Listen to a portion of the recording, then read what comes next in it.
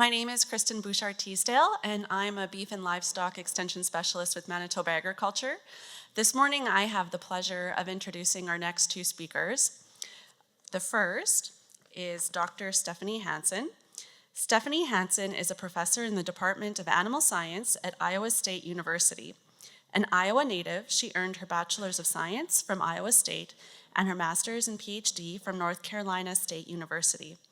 With over 100 peer-reviewed publications and over $11 million in funding as a co-principal investigator or principal investigator, she has established an original and impactful beef cattle research program. A major focus of her program is the refinement of mineral requirements of feedlot cattle. She has received early or mid-career awards in research from Iowa State University, the Midwest section of the American Society of Animal Science, and the American Society of Animal Science. Dr. Hansen is passionate about training the next generation of animal scientists. She teaches courses in animal nutrition, ruminant nutrition, and micronutrient metabolism.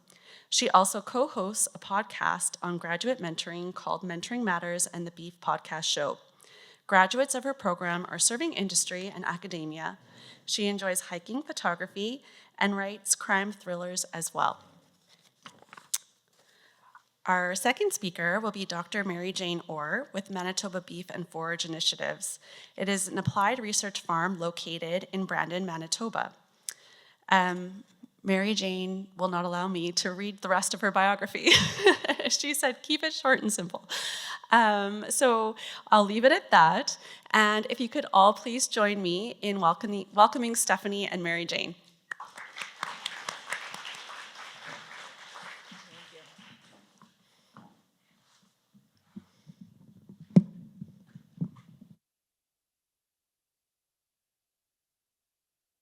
Really stuck in there. All right, I'm having serious flashbacks to my theater days from high school, so I will try not to burst into song. So thanks for the invitation to come visit with you folks here today. This is my talk title. Check my laser there. So I'm a mineral nerd. That's my handle on Instagram. It's what I'm really passionate about. I'm primarily a feedlot nutritionist, but I raise cows at home, and I grew up in a cow-calf operation in Northwest Iowa. So we're going to talk mostly about cow herd today. I do play around with the generative AI models. Our previous speaker, I saw a lot of generative AI images that were in there. You can kind of see the tone that GPT makes on things. So this is one of the ones that I made to put feedlot cattle there in the great state of Iowa. And one of the questions that I asked this AI model at one point was, well, you know, I really think minerals are the superpower, the superhero of our cattle diets. And this is the image that it gave me, this image of the superhero with trace minerals there on his chest. And I thought, well, hell, that is going in every talk I give for the rest of my career. And so this is the goal of my lab, really figuring out how do we go from kind of this one-size-fits-all, 30 parts per million of zinc for everybody, to actually refining what the roles of minerals and vitamins are for animals to help ultimately optimize cattle performance, but also producer profitability. So why do minerals matter? Sometimes I say it's because I have kind of a squirrel brain and I can get distracted really easily, but this is why I like minerals. Minerals are involved in literally everything. You can get the energy and the protein right in your ration, and if you don't have the zinc right or you don't have the vitamin A right, for example, that whole ration falls apart and your cattle don't perform the way that you expect. So these are all the things that we know that things like minerals and vitamins help support: cattle health, bone and muscle growth, feed efficiency, and reproduction. So as a mineral nerd, it also means that there's a lot of complexity here because these minerals tend to have interactions with each other, and that's something we'll talk a little bit about today. So if you're familiar with where we kind of get the gospel of mineral nutrition, that's our NRC document. There in the US, it's NASEM now, because they like to keep me confused on acronyms. Those recommendations are for total diet. So for zinc, the concentration recommended in the whole diet is 30 parts per million. That's not 30 parts per million of supplemental, that's the total diet. Now, practically speaking, as nutritionists, we don't go out and analyze the forage for zinc or analyze all the feeds for zinc. We just kind of ignore it, and we add 30 parts per million to the diet. But I just wanted to point out that distinction. one of our big challenges is that we have this one-size-fits-all approach. So 30 parts per million of zinc is the beef NRC recommendation for the growing bull, the reproducing heifer, and the weaned calf that comes into my feedlot this week. And I can tell you that that's probably not true, right? Because there's very different demands for each of those animals. Okay, so I'm gonna tell 3 stories here today. One's gonna be about copper, one's gonna be about zinc, and one's gonna be about vitamin A.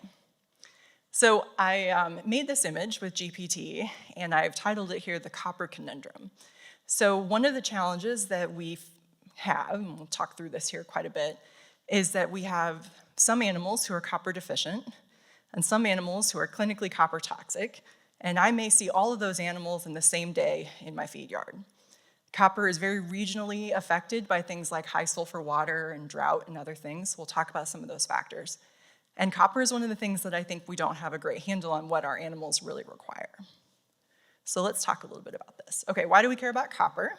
It's important in all kinds of things. It's important in reproduction. It's important in hemoglobin synthesis, iron metabolism, so how your cow gets her energy. If you have really copper deficient cattle, you can sometimes see they kind of have that reddish tint to them or that gray around the eyes and the muzzle. It's not a good way to necessarily diagnose copper deficiency, but that's because actually pigmentation from melanin is a copper dependent process. So that's part of why they change color. So if we have copper deficiency, poor reproductive success, lameness, diarrhea, some other problems that can happen. So when I was in graduate school at North Carolina State working with Jerry Spears, I kind of inherited a long-term copper deficiency project. And so this is an image of a heifer. Her ear tag number is 5139. This is the steer 5136, so sequentially numbered calves. They're not very far apart. This heifer had been on a long-term copper deficient diet. That steer had been on a long-term copper adequate diet. Now I say long-term, they're only like, mid-growing kind of animals here, right? Very obvious that when you don't have copper, you don't grow as well. And the farm crew called her khaki for obvious reasons, right? She's kind of got that brownish hint. Now let me tell you, my life would be a lot easier if I could walk to any cow herd and say, well, you definitely have a copper problem because they all look like khaki, right? But it's more subtle than that, and that's one of our challenges with trying to diagnose deficiencies, because often they can look like this, but until we get in and get a liver sample or something like that, we can't actually tell we have a problem. Okay, so our NRC says that the copper requirement for beef cattle is 10 parts per million, and that 10 parts per million, remember, that's total diet. So that's not necessarily 10 added, that's 10 total diet. So just for comparison's sake, typical forage base might be 4 or 5 or 6 parts per million. Corn silage might have about 6 parts per million of copper. But the thing that people don't always remember is you have to go back 2 editions of the NRC to read the very fine print that says beef cattle probably actually require between 4 and 6 parts per million of copper. But copper has never met something that it doesn't like to bind to. So there's all kinds of antagonists that copper has to overcome. So I often describe copper metabolism in the rumen as a battlefield. So if you feed a cow supplemental copper, or she's got copper in your forage, for that copper to actually get to her intestine, to be absorbed, to be used for her gestating calf or to breed or grow, that copper has to go through the battlefield of the rumen. It's gonna meet sulfur to bind up to it. If there's sulfur and molybdenum, they form a complex called thiomolybdates. They'll bind up to that. Iron will antagonize it. It's the red-headed stepchild of the trace mineral world. Copper just has lots of antagonistic challenges, which is why places like Canada and others have very widespread copper deficiency. Okay, so there is good evidence that both the US and the Canadian cow herd is actually relatively copper deficient based on some good survey data that the vet folks have done. And so we'll talk a little bit today about what to do about that. So one of the biggest antagonists that we commonly see with copper in cattle is going to be sulfur. So I don't know about you, but it's been pretty dry at my place for the last few years. So as we've had long-term drought, what happens to our water sources? All the crap that's in there is even more so, right? It's all concentrated. We don't have the dilution that we had before. So if you had high total dissolved solids 3 years ago, you probably definitely do now. you've got high sulfate water. It's even worse now than it was before.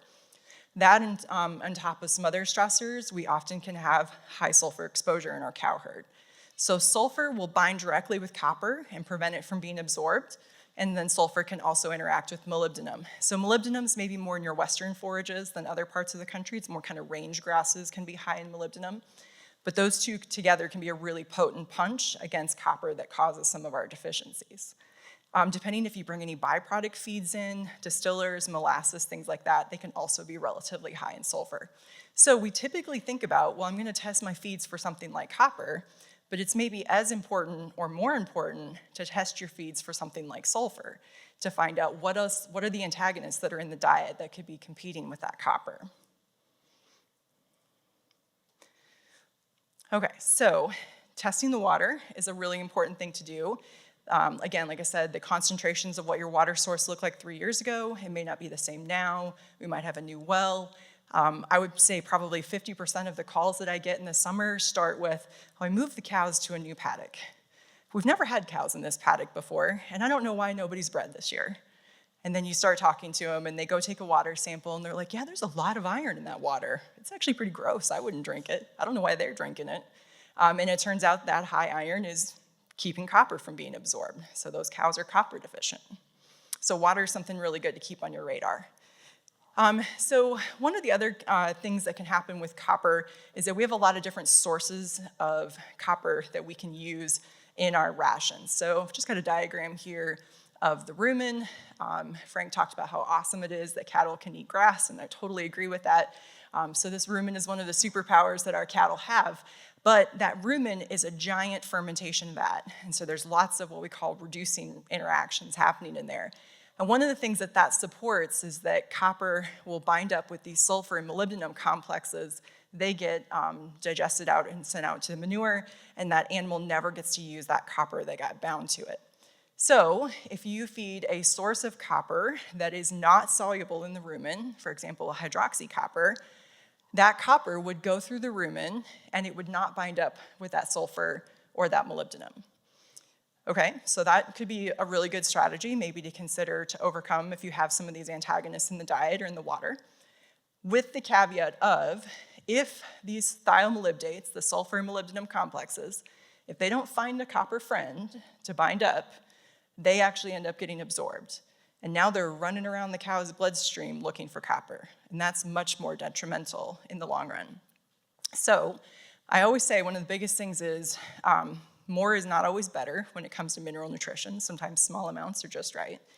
And oftentimes we don't want to go to 100% of any one source. So if I am dealing with an antagonist situation, I think I've got some details here on this in a second, I want to consider more things like blends. So we'll come back to that in just a second. Okay, one of the challenges with mineral nutrition is that oftentimes we don't know we have a problem until it gets to the time of year where we're looking at, what was our conception rates this year? Did we have summer pneumonia? How did branding go? Things like that. And so we get what we call subclinical deficiencies. So if we kind of zoom in on this side of the graph, this would be the subclinical deficiencies. Clinical is where it's bad enough that you maybe have some dead animals, you're calling the vet. I prefer as a nutritionist to never have to call the vet. And so right here, the subclinical part of the problem here is that here's where you can be losing a lot of money, right? Because you've got more illness, you don't have as many cows bred this year as typical. So this is where keeping good records can really help a lot because you can start to realize, oh, like the cows that are in that pasture, they don't have as good a reproductive success as these cows. And you start looking at the forage base or you look at the water and you realize, boy, we got a high sulfur water source over here. We need a different mineral plan if cows are gonna be over here. Or maybe they're not there during breeding, they're there at a different time. Okay, so how much do we supplement if you think about copper? Okay, so I'm gonna show you some data here in a second because I think it illustrates this really well. But the whole prevention is, an ounce of prevention is worth a pound of cure. That's 100% true with mineral nutrition. Sometimes we just find ourselves in a sticky situation. We realize we're deficient and we gotta try to get out of it. So we're gonna talk about how to do that. I like blends, again, because I wanna have some copper that's soluble in the rumen, and I wanna have some copper that's maybe not soluble in the rumen. So between those two, I can overcome that antagonist. So I might have some copper sulfate and some of a different source. You got to consider costs and other considerations. We'll talk about this in the study I'll show in just a second. If you have evidence that you have pretty low antagonists, so sulfur, iron, molybdenum, and they're all low, you probably don't need to supplement more than 10 parts per million of copper. More copper is not a good thing on the ruminant animal. Their liver will actually continue to increase, so they have very low absorption rates, but their liver will hold on to that copper, and that can eventually become very damaging. So we don't want to say, well, the requirement's 10, I'll just feed 20 or 30 or 40 just to make sure. Don't do that, because that can actually be very damaging to the animal. If you have some antagonists, so say 0.25% sulfur, 0.3, especially if you've got sulfur in your water, or some molybdenum, maybe you go to 120% of the requirement, now you're at 12. I don't think you need to be up in these 20 part per million concentrations. Sometimes that's what free choice minerals will provide, but that's going to be very dependent on what the rest of your forage intake looks like. So I'm not saying anything against that. I'm just saying be careful we don't go out and try to do a whole bunch of copper additions. All right, so this is my, I realize I'm mostly talking about cow data here today, but this is my research feedlot in Ames. And just showing you here, so we've got 60 pens for, small pens for research. We've got our feed mill. This is our working facility that feels like it's in the next county when you're moving cattle from pen 60 all the way down there. You get a lot of steps in on those days. If you ever happen to be in the central Iowa area, shoot me an email. I'd be happy to give you a tour. Okay, so one of the studies that we did there that I think is useful for consideration here is thinking about how do we overcome copper deficiency if we find ourselves in this situation. So we took calves and we basically fed them a trace mineral supplemented diet, or we fed them no trace minerals, and we added sulfur and molybdenum. I did that for 90 days. My slide's kind of jumbled here. Did that for 90 days, whoops. And basically by that end of 90 days, my liver copper is 250 parts per million in the adequate cattle, and in those that I supplemented antagonist, I've dropped it by 90%. So just 90 days of feeding moderate sulfur and molybdenum decreased liver copper by 90%. I've done this in dozens of studies now. It's a hell of a research tool if you want to study copper deficiency. It's no fun if you accidentally have high sulfur water at home, right? Because it is a very potent copper antagonist. Okay, so you find yourself in a situation where your copper is low. This is plasma copper concentrations. That is significantly lower in the antagonist group than the controls, but you notice those numbers aren't nearly as dramatic as the liver. So, you can quote me on this, plasma copper is a shitty biomarker. It does not tell you anything until your animals are very deficient. The liver is like your fuel tank or your gas tank, and the plasma is like your fuel line. So if you're like me, you like to run the gas tank to empty, and then you cruise down the hill into the gas station, and you slide in. I know my tank is empty. It's been telling me that for the last 30 miles, but my fuel line had just enough gas in it that I could get to the gas station, right? That's the liver and the plasma. The liver does not fall down in concentrations until that plasma starts to go down, because it's going to work really hard to just maintain plasma, and then once the liver is empty, the fuel line goes down really quickly. So if you have plasma data that says your cows are copper deficient, they're very copper deficient. Okay, so in this study, we wanted to see how could I recover copper status in these animals most quickly. So we did 3 different strategies. One of them was we fed 150% of the NRC, so that'd be 15 parts per million of copper, from just copper sulfate. So I found I have a problem. I'm just going to use inorganic. It's the cheapest route, and I'm just going to increase it.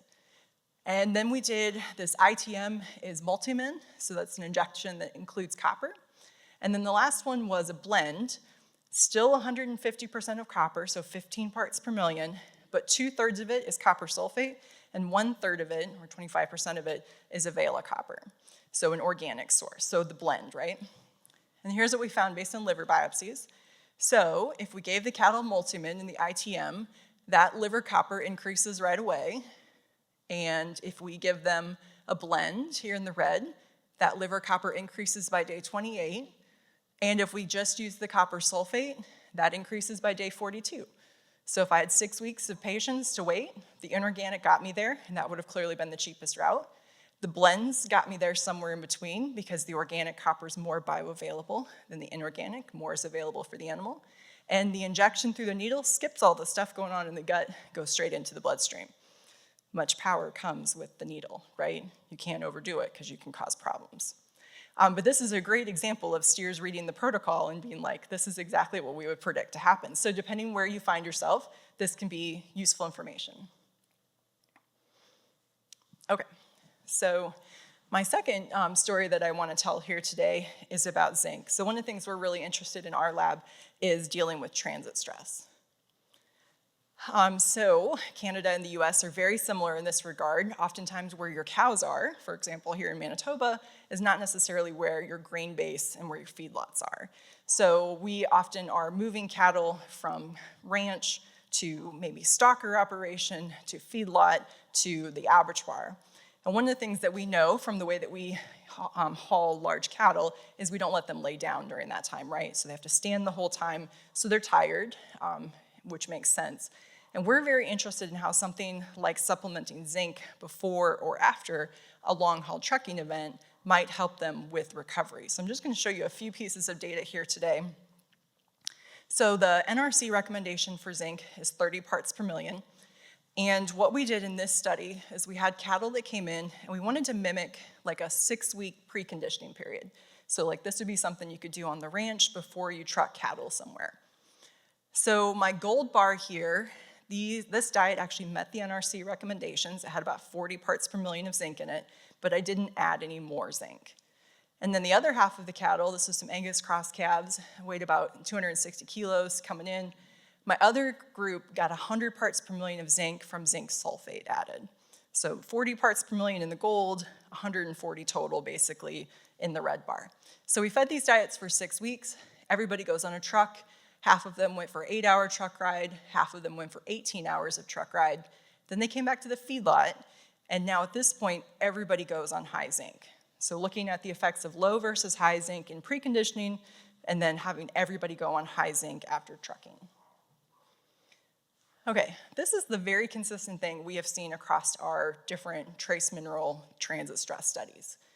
There's something about zinc in particular that seems to help these cattle get on feed more quickly. So this is in that 6-week preconditioning period. The red is the high zinc. These guys ate more overall.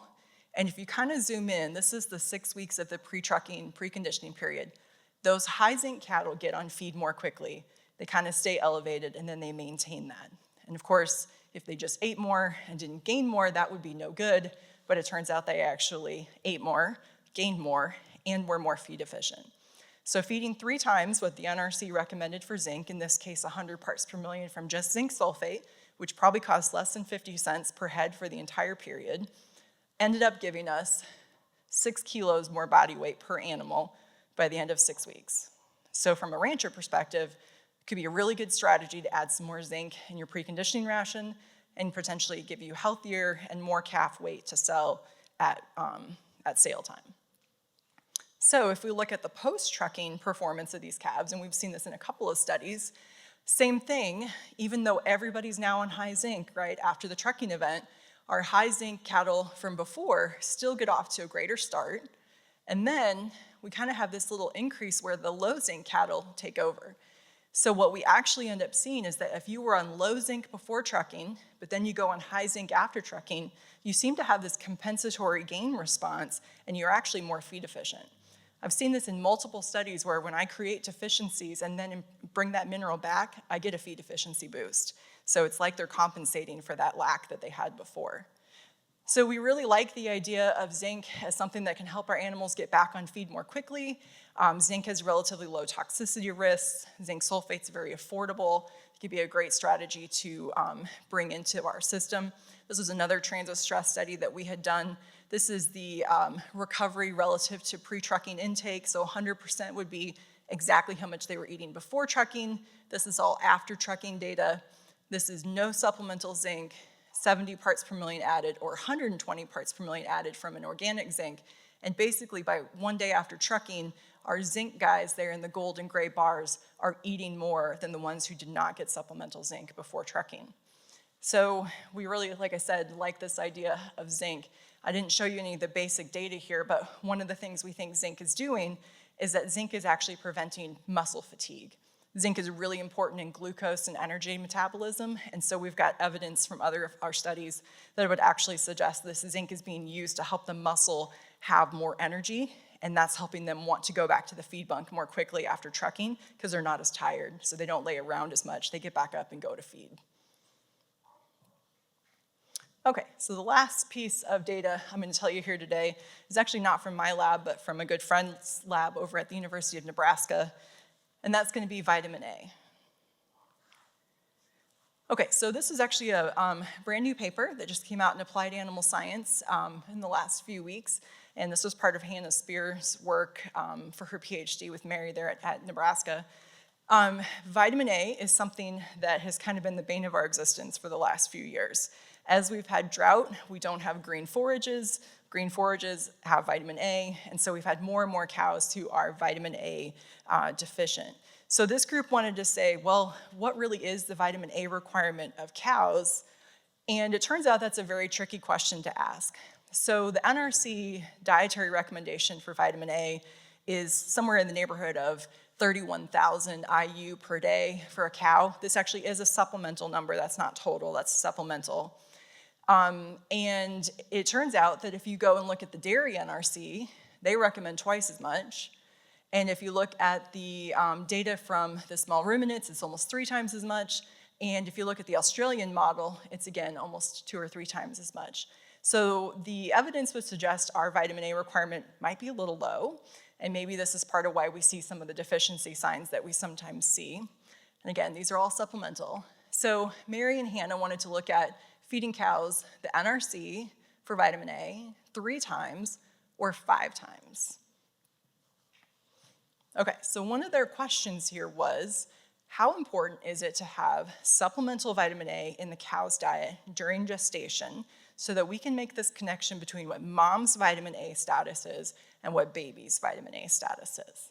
Okay, so a story I should have told during the copper section. When we think about trace minerals, like copper, for example, what we feed mom during late gestation, she does a really good job of giving that to baby. So he's gonna accumulate it in his liver. So when a calf is born, he actually has relatively high liver copper concentrations, for example, because cow's milk is very low in trace minerals.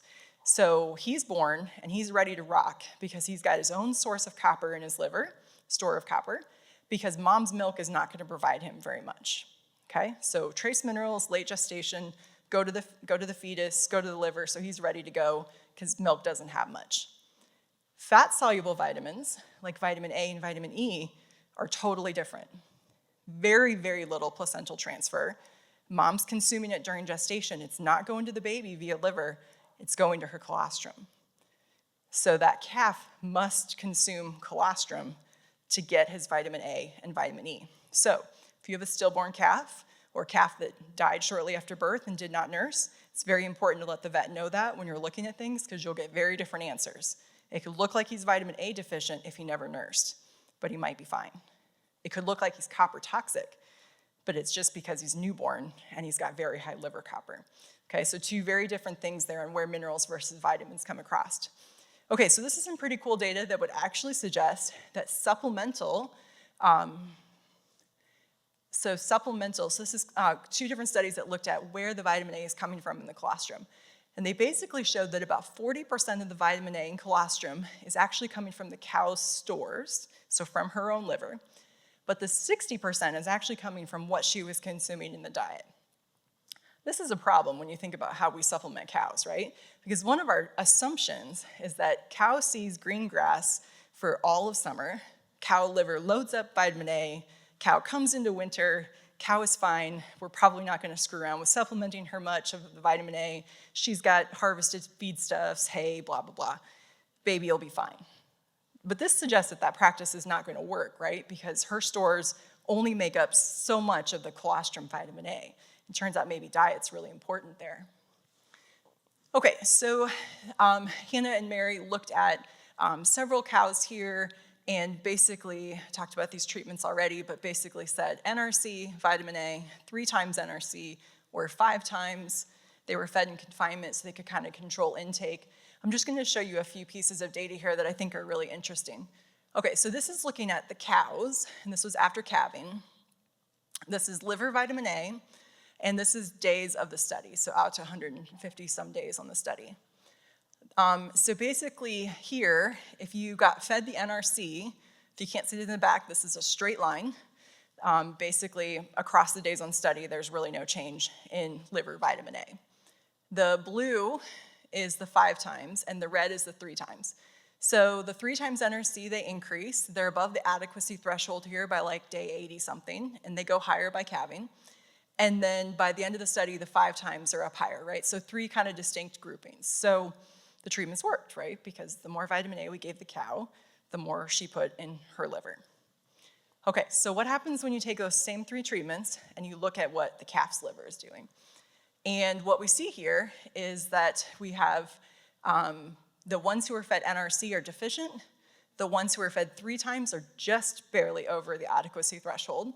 And it's really only the calves born to the cows fed 5 times the NRC that are actually really adequate here. So there's very clearly a disconnect. I would say our NRC recommendation is simply too low. And actually, we think the answer is probably this 3x treatment is probably about where it needs to be. So not 31,000, but something like 90,000 IU per day is what those cows probably need to make sure that the calf gets the right vitamin A status. And I think that's what I just said there. So, okay, so wrapping up here so I can turn it over to my co-presenter. We know that our cows are tremendously productive, and there's a lot of ways that minerals and vitamins help support that. Things we talked about today are overcoming things like copper deficiency, dealing with transit stress through things like zinc, and then ultimately, the better we can do at figuring out the mineral and vitamin requirements of our cow herd, the more we can move towards optimizing and moving towards that improvement in productivity part that Frank talked about, right? Like that's one of the things I want to do is help us improve the productivity part of that equation. Okay, I'll just make a couple of closing marks here and then hand it over to my co-author. So if you want to follow me on LinkedIn, this is the QR code that'll take you to my LinkedIn page. I post quite a bit about a lot of our research.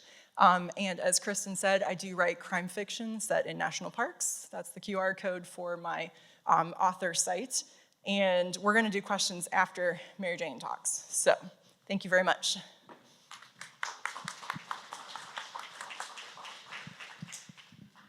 That's your slide answer.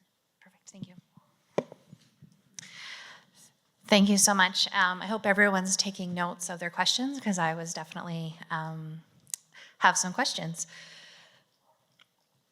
So thank you very much for the opportunity. For those that don't know me, my name is Mary Jane Orr.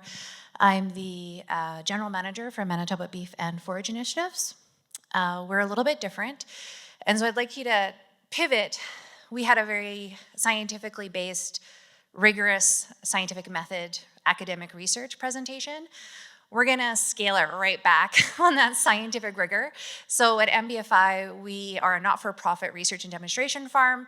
We do create space for academics to come and do work, but we also do on-farm demonstrations. So why we exist is that we are in partnership with our provincial Manitoba beef producers, Ducks Unlimited, and we have strategic funding through the Sustainable Canadian Agricultural Partnership.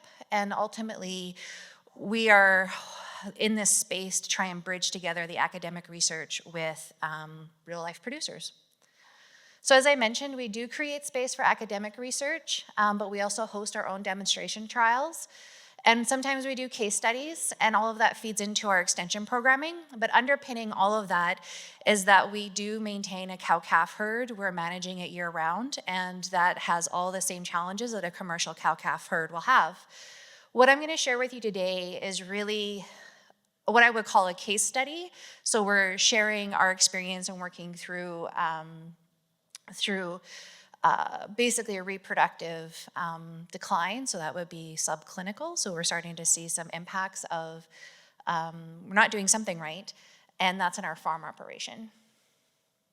So what are we doing? So we're located about an hour from here on the #1 highway. We have 2 farm stations, the Brookdale Farm up here, about 11 miles north of Brandon, Manitoba, and then we have what we call the Johnson Farm right off the Trans-Canada. And these cow-calf pairs, we're on an April-May calving on pasture. Then we're run through summer grazing, and then we're gonna go into a lot of extended grazing, so pushing cattle on maybe more marginal forages. And then we're keeping the cattle going on extended grazing or winter programs out on the land, and then back into that April-May calving. So I guess we would be what do you do when things go off the rails? So going back, when we start seeing it, you don't have a problem until you have a problem. So we started seeing a problem in 2022 in the fall. Last year was higher again, and we'll be preg checking next week. So okay, something happened, something's wrong. How do we figure this out? Is it just your macronutrients? Are we giving them enough energy and protein to meet their needs? Is it a bull fertility problem? Is it copper deficiency or trace minerals like we just heard about? Are we not developing our heifers properly? Are we having disease problems? Like out of all these things, please there be one solution that'll answer all our questions, but it's not always that easy. So we kind of narrowed in on like, okay, well, let's try and figure out maybe it's trace minerals. So let's dig into that a little bit. But really, we looked at everything, and part of our response to that was we did worked with Manitoba beef producers, and we did a webinar series in February of this year. So if you're interested, I encourage you to check out the YouTube channel for the MB Beef and Forage. So we have Dr. Cheryl Waldner. She's from the University of Saskatchewan. She's presenting right now on Johne's disease, but she also did some regional work on micronutrients and their interactions. We also had a veterinary presentation on some of the common diseases that might affect fertility, and then we kind of had an overview of just broad nutrition and management. So part of being an extension farm is that we go, okay, well, we're having a problem. We're probably not the only ones having a problem. Let's try and get some information together. So I encourage you to use those resources. So as we got our head around how are we going to figure this out, we recognize that we are going to reevaluate our feed rations. In this year's forage samples, we did our classic B2FF from central testing, so energy, crude protein, macronutrients, but we are including some micronutrient analysis on our forages as well to get the big picture. We do annually semen test, but this year we did Vibrio and trick testing as well. Okay, that came back clear. The bulls aren't the problem. We did check micronutrient status, so we're doing the bad thing that was mentioned before. There was a rationale. So when we heard Cheryl, we heard the same, and John Campbell all said, liver is the gold standard. But then we have the reality of, okay, well, how are we going to do that on the farm? With us being a demonstration farm, we can be trained to take blood serum draws from the tail vein, so that's one of our staff. The cost to do the analysis was about $72 per sample. So, okay, if we can do the blood draws, we can get more of the cow herd snapshot.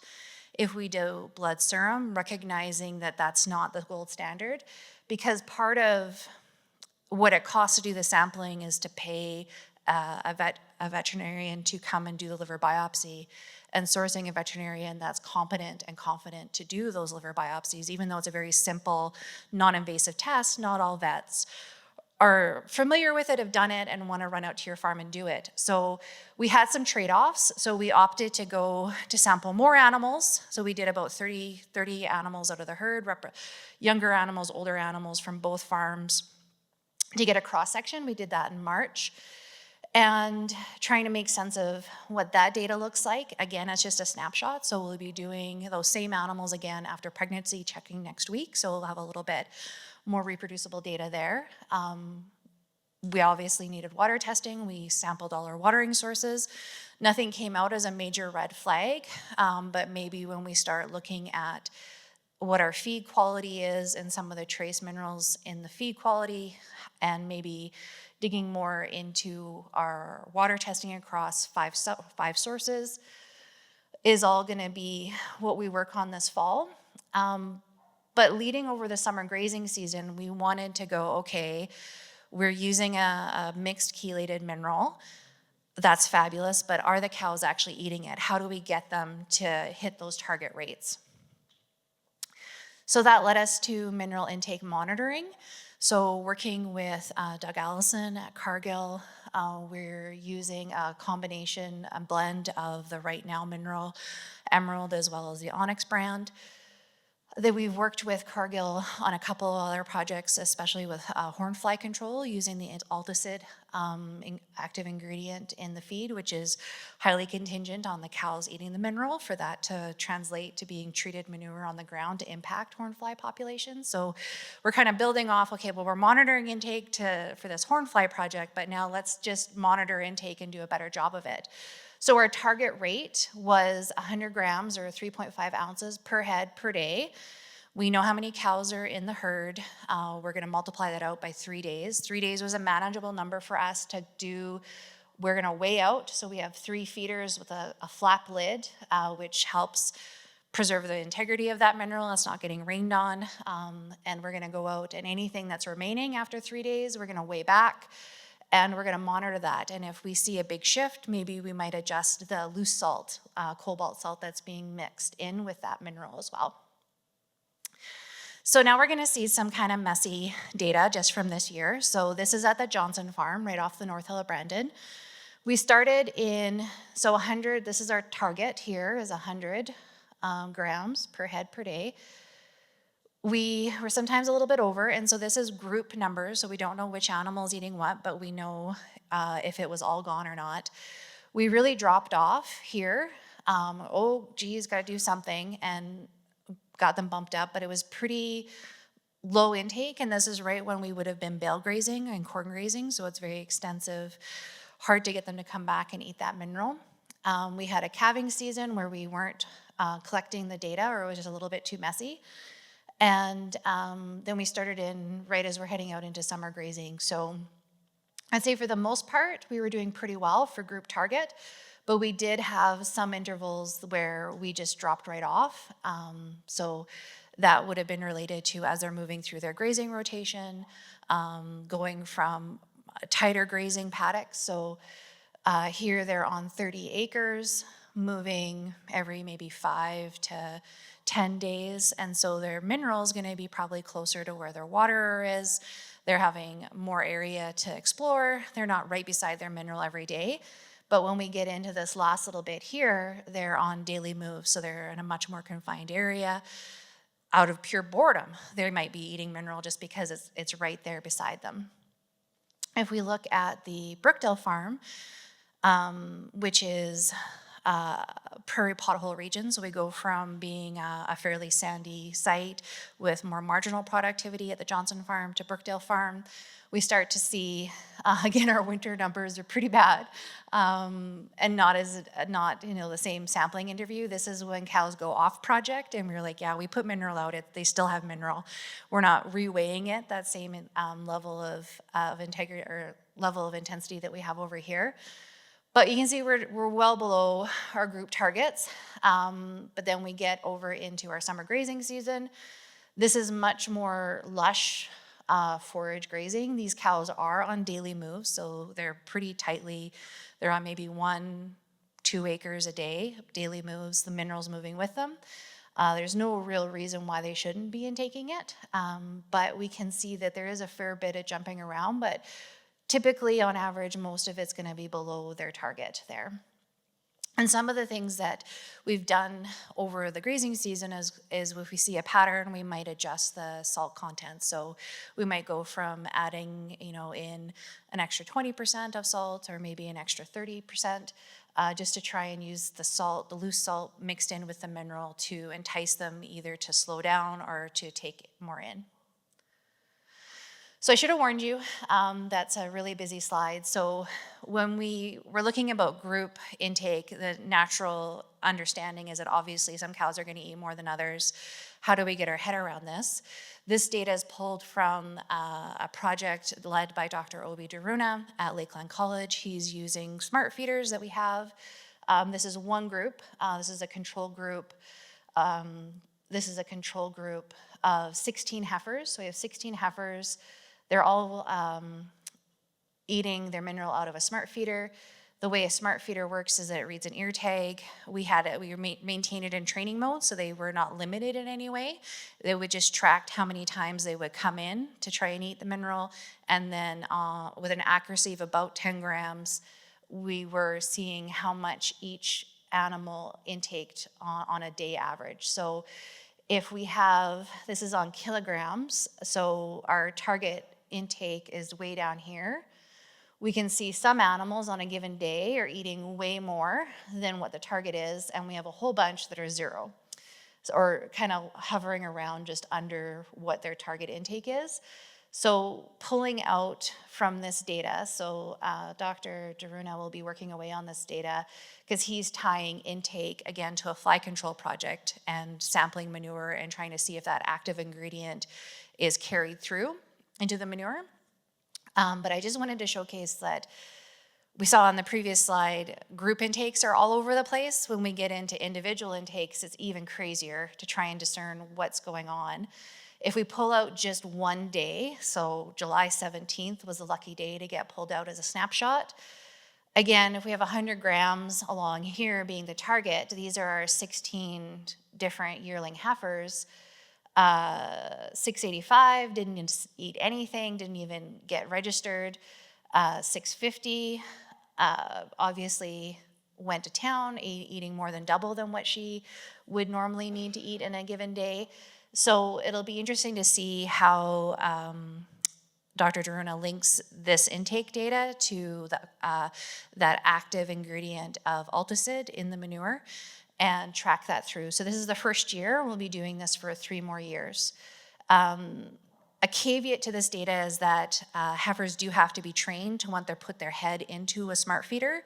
It is enclosed trailers, so there are some confounding factors of their willingness to go into a trailer to utilize the mineral. We do have at least a 1-month training period to get them well adapted to liking using the trailer before we start pulling them. So they were using the smart feeders all the way from May, and then we actually started the project at the end of June. So just to give you a sense of what a smart feeder looks like, this is solar panels. It has, we had point-to-point Wi-Fi connectivity across the farm, so that was pretty slick. So we had really good data connectivity, and the cows just come in, and then we have the mineral right in there, and it's on a scale, and it'll tell us, read the ear tag, read how much they eat, and then send that data off to the internet. So our next steps are, obviously we're preg checking next week. Hopefully we're right back to where we need to be, and hopefully we're not having any more issues.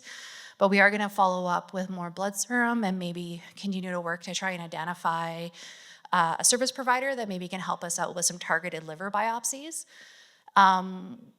One comment as I'm sharing our story and talking to lots of producers at district meetings and at trade shows is one comment that came out from a collaborator is to discuss what is that relationship of what they're eating, what they're grazing, what their management is to their intake. So we'll be probably looking at trying to collect a little bit more data again on does the dry matter of the feed, so versus a really lush pasture, versus a harder grass, drier grass, are we seeing that have a strong relationship with how much mineral they're taking in or their interest in taking in mineral or not?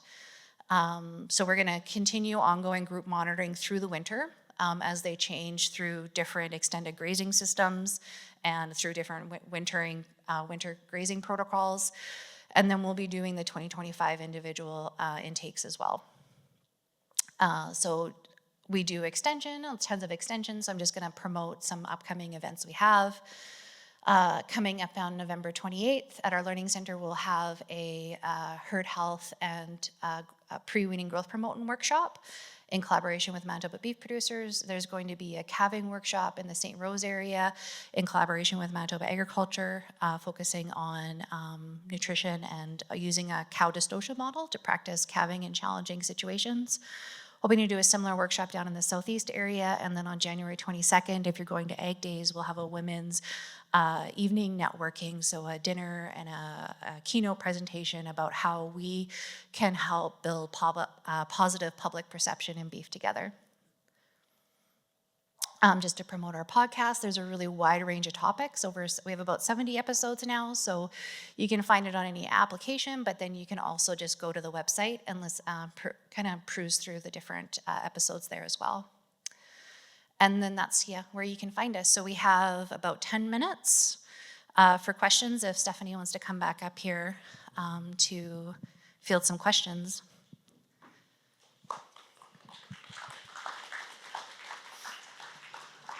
Do we have any? Oh, okay. I feel like you'll get the questions. It's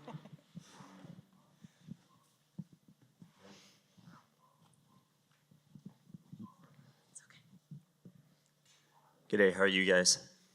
Great. So I did a little bit of experiment on the farm this year, and it's pretty anecdotal. We have a small purebred Angus herd. I've always had a belief that the social hierarchy plays a factor on maybe the free choice mineral. That was my thoughts. We'd always had issues with our 2-year-old females getting bred back. So this year we figured I got Nutrisource to make me a mineral pack pellet. So essentially I gave 1 pound of this pellet per day to my cows from 3 weeks before calving all the way to the end of the breeding season. My dad hated it because I'm working full time, so he had to go out and give it hand fed. But it was a way for me to see that every cow was getting their mineral requirements, and I watched them do it. And we preg checked a few weeks ago, and every single cow was bred. So it kind of made me realize that maybe the micronutrients and the vitamins weren't getting to those females as well as I had wished, even with free choice, collated, and multiple sources. So just wondering on your thoughts on that. And I mean, obviously I'd like to have a more practical way of doing it in the future, but yeah, just curious on your thoughts and maybe some ways I can do it in the future. I know multi-min's an option, but yeah, just curious what your thoughts are. Yeah, I think that's a cool experiment. I would say even going a little bit earlier, more work for dad, right? But even a little earlier before calving, right? Because it's really that kind of 6 to 8 weeks prior to calving where we're starting to we've got colostrum formation, so the vitamins that are in there is going to be really important. We've got the trace mineral, placental transfer stuff happening, so even backing that up a little bit. But when I tell people if you have to pick one time in the beef cycle to fix or address mineral and vitamins, it's the late gestating cow, right? Because it's exactly what you said. We set her up for good calving, baby up for good health, hopefully, and hopefully reset her up for rebreeding, which is what you saw there. There's definitely data out there that would say the boss cows will tend to go more to the feeder, so you can do some things like try to have more feeders available so that they can, have different places to go get the mineral. The other one is if a cow goes a lot to the mineral, there's data that says the calf acts the same. So there's certainly some learned behavior that's happening there where they go more frequently. I thought some of your data that you showed where you'd have the green cow, right, the big spike, and then she doesn't go for a few days. I think one of the things too could be that they go and they're like, that was like a lot of salt, and I'm just gonna wait a couple of days before I go back, right? So I love anytime you can force feed it, right? And that's what you did by having the pellet, because they were more driven by the yummy stuff like distillers or wheat or whatever was in the pellet, right, than the mineral or vitamin driving that intake. So do you have anything you would add? Just that in our farm operations and our winter feeding program, we're looking at integrating some TMR. So because we've done a lot of extensive grazing projects where you have bales out and here's your mineral, have it on your way to the water. We're looking at, okay, can we start forcing a complete, like all of their needs in, so kind of in that teeter-totter of managing inputs to have efficiency from our cow herd with lower inputs to, we're sacrificing performance too much and the money that we may have been saving, we need to actually get back to animal performance. I can't say what that balance is. It's probably specific to every operation, but within our research herd or demonstration herd, we're looking at getting our heads around feeding out silage, mixing, maybe blending that with straw to stretch it and putting the mineral into that mixing wagon and feeding it out still extensively on pasture through bottomless bunks, but that's kind of in that pendulum swing of management intensity. We've really focused more on how can we be less intensive, like let's start the tractor less, let's save on fuel, but maybe we pushed the cows, we were doing well, but we pushed them a little too hard, and then all of a sudden something changed in the environment that was the straw that broke the system's back, and now we're having these higher open rates where you can't necessarily pinpoint it to one bad bull or one bad water source, but it's this culmination of effects that we're trying to get our head around right now. I don't know if that makes sense. What are the questions? I got one for you. I think your TMR is a good thought, Mary Jane. Liquid feeds adding to your bales or whatever you're doing if you're bale grazing during that time. Can we get what we need through doing it that way? I mean, I think that's a great idea. Like, QLF and stuff like that, they've made business out of figuring out how to make rocks float, right? If you want to. So I think anything that you can do that can take away the freedom of choice from her is good. And you still have challenges and stuff, but I think we do have to get creative. And to the economic point, with today's prices, it doesn't take very many more pregnant cows to pay for some changes to do in our micronutrient supplementation strategies. Would you add anything? Do we have any further questions in the crowd? Oh, I'll go this way.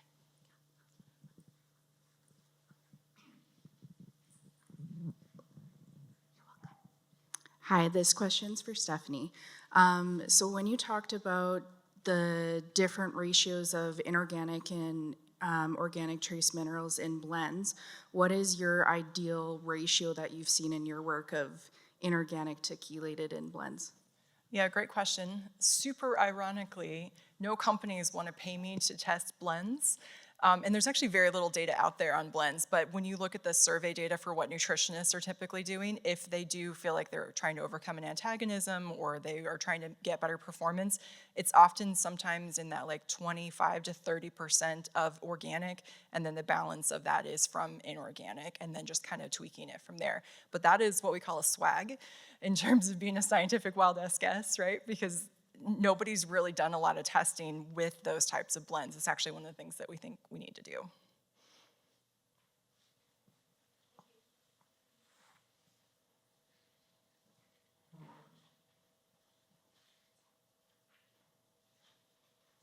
Just a comment or question, I guess, in working with producers across Manitoba, and I'm in the area where there's high sulfates and high molybdenum. We have those, so they provide mineral, and I guess every mineral is different, as you're aware, and I want to top dress it. So how much copper sulfate or how much bluestone can I safely add to my mineral, and what are your thoughts, views on that practice, and any comments?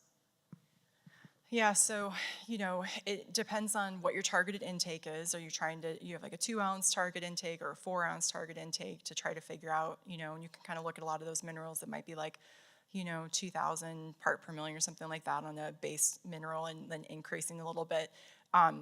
I would rather see some changes in sources of copper that come in. So, less interested in making huge jumps in total copper at that point, and maybe more interested in coming in with some sort of strategic supplementation of what happens if I bring in some organic copper or bring in a different source of copper in addition to that inorganic.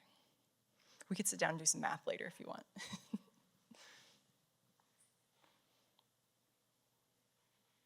Any other questions? Nope. All right, if we have no questions, could everyone please join me in thanking Mary Jane and Stephanie for a wonderful presentation?